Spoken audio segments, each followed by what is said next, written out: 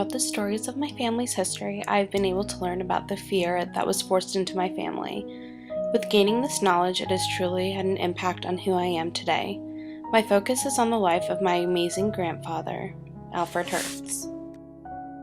My grandfather was born in Germany in 1924 to Rosa and Max.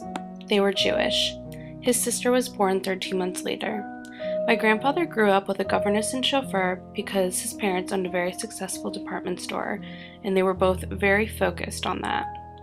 In 1937, my great-grandparents were forced to sell their store because they were unable to work with non-Jewish customers. On November 9th, my grandfather's synagogue was burned to the ground. In October of 1939, my great-grandfather knew they must leave Germany, and my grandfather and his family traveled to Holland, breathing through straws in a coal truck. They were soon heading toward America. Because my grandfather and his sister were the only two who knew English, they were forced to grow up quickly.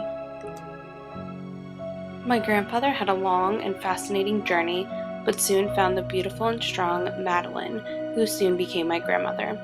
The issue with this was that she was Catholic. My family soon found the good in her and accepted her into the family.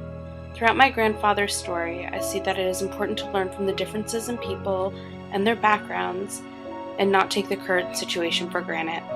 It is important not to fear or be ashamed of who you are, and rather embrace yourself and others for their differences.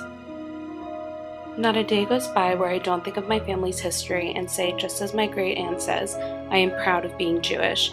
I will not, nor will I ever live in fear for being a Jew.